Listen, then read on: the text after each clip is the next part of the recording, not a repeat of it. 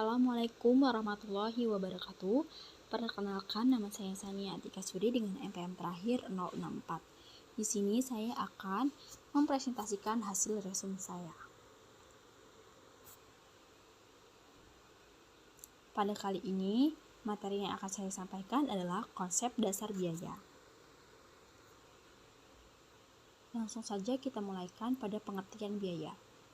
Menurut ilmu akuntansi, pengertian biaya adalah nilai pengorbanan terhadap proses produksi suatu produk yang dinyatakan dalam bentuk satuan atau berlakunya harga pasar.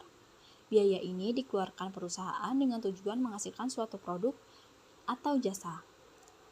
Dan terdapat beban pengeluaran yang mencakup seluruh kebutuhan proses produksi hingga ke pemasaran.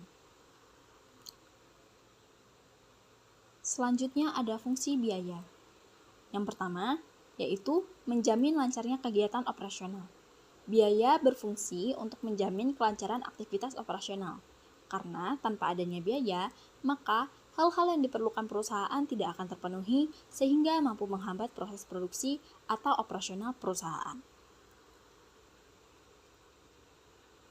Fungsi biaya yang kedua, yaitu sebagai dasar perhitungan harga pokok penjualan atau HPP. Fungsi lain dari biaya adalah untuk menghitung harga pokok penjualan atau HPP. Sebelum produk dipasarkan dalam masyarakat, harga setiap produk sudah harus ditentukan. Dasar perhitungan harga pokok penjualan ini diperoleh dari akumulasi biaya-biaya yang telah dikeluarkan oleh perusahaan ditambah dengan keuntungan sesuai target pasar perusahaan.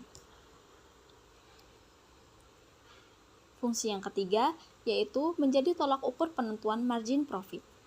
Dengan adanya rincian biaya yang lebih jelas, maka perusahaan mampu mengukur penentuan margin profit, sehingga harga yang ditawarkan di pasaran nantinya sesuai dengan kantong target pasar dan bisa menutup biaya pengeluaran, serta tetap memperoleh keuntungan.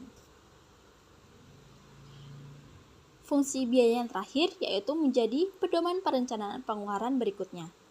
Biaya dapat dijadikan pedoman dalam merencanakan pengeluaran berikutnya. Biaya dari hasil produksi pertama akan membantu perusahaan dalam merencanakan keuangan periode selanjutnya, agar seluruh aspek tidak mengalami kerugian.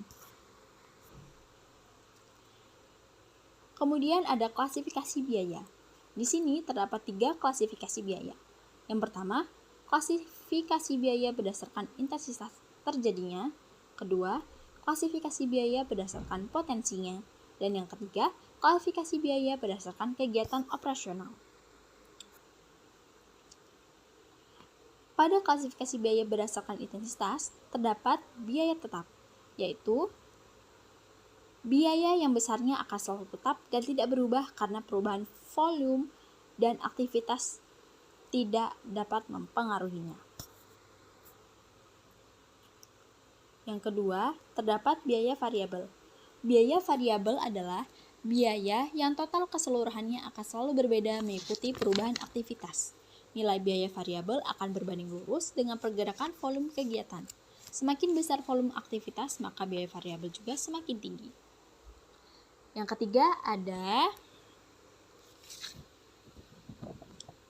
biaya campuran. Biaya campuran mempunyai aspek biaya tetap dan variabel. Dalam hal ini, biaya tetap sebagai jumlah biaya minimum dalam menunjang aktivitas, sedangkan biaya variabel mempengaruhi volume kegiatan.